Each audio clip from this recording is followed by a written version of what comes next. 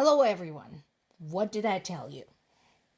Didn't I tell you that this was going to happen? That Trump can talk all he wants about his concept of a plan, an idea, of a thought of ending the war in Ukraine, but this is truly the only thing that matters.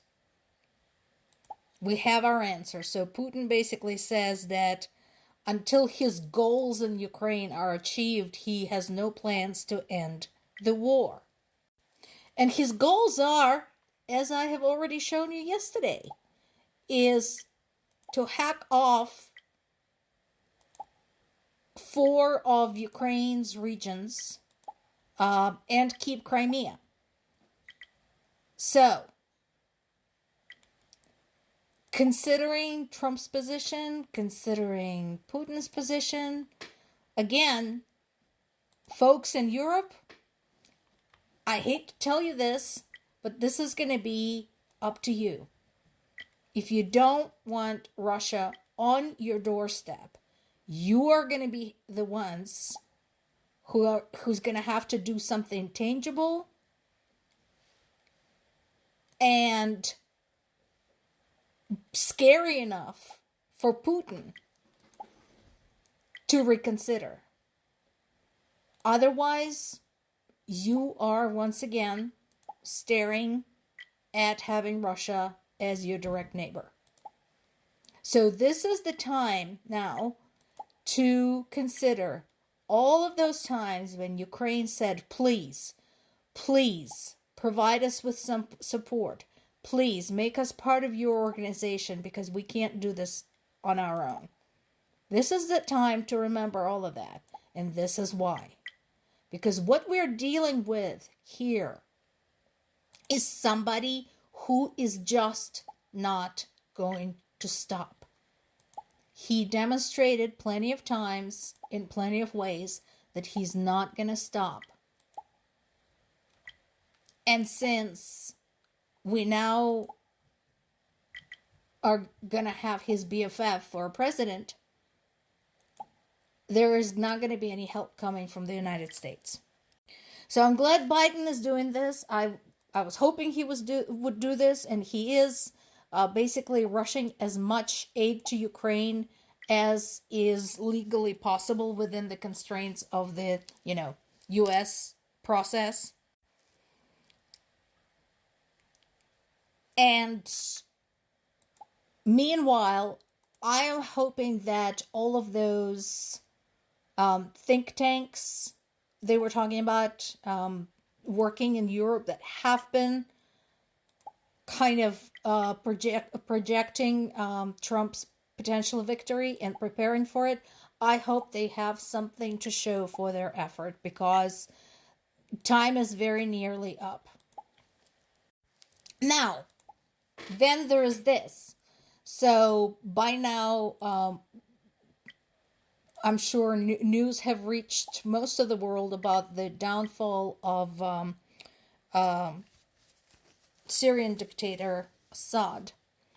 And Associated Press makes a really good point here. This is politically consequential, let's put it this way, for Russia.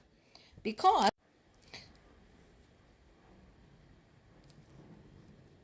seven years ago, or almost though, Putin was standing at the airbase in Syria with a bunch of Russian troops and declared victory over the insurgents. Yeah, the ones who just overthrew Assad's regime. So,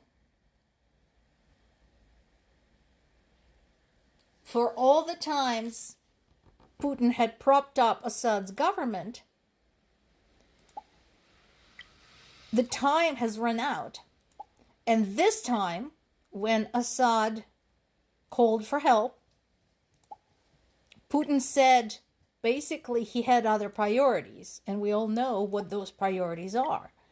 So Assad fled to Moscow, and he is now there. He is now a political refugee in Russia, which is like it kind of is mind-boggling, but that is what he is essentially.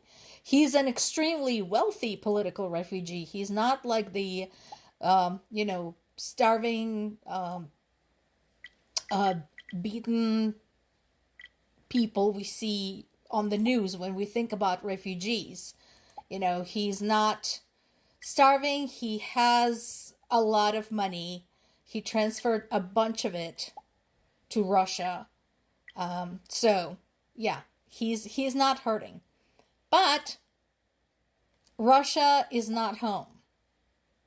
And considering overall moods in Russia, while it's true that anti-Semitism is rampant there, that doesn't mean that a Muslim leader will be welcome.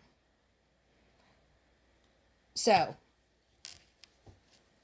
we'll see how that works out for him. So the rest of the article, if you don't know the history of conflict in Syria and what exactly it meant for that country to be under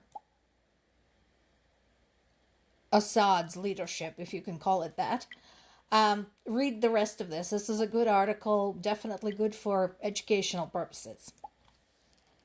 Meanwhile, in America, again, how many times have I said Russia, Ukraine, all of that is not restricted to just direct participants. And here we are. So, Trump's pick for intelligence chief, Tulsi Gabbard, is gonna face some serious questioning, or I hope she does, during her confirmation process. Again, this is one of those times when all of this started, there was probably no concept whatsoever that there would be some kind of consequences, that there would be impact to the future career, etc. Yet here we are. So I'm hoping that our national security specialists and our Congress people are watching this very closely and perusing the history of involvement of this particular government official with the events in Syria, and writing up a list of good questions to ask during the confirmation process. Personally, because of her status on so many of America's enemies, I believe she's not only unfit, but she's a danger to our national security.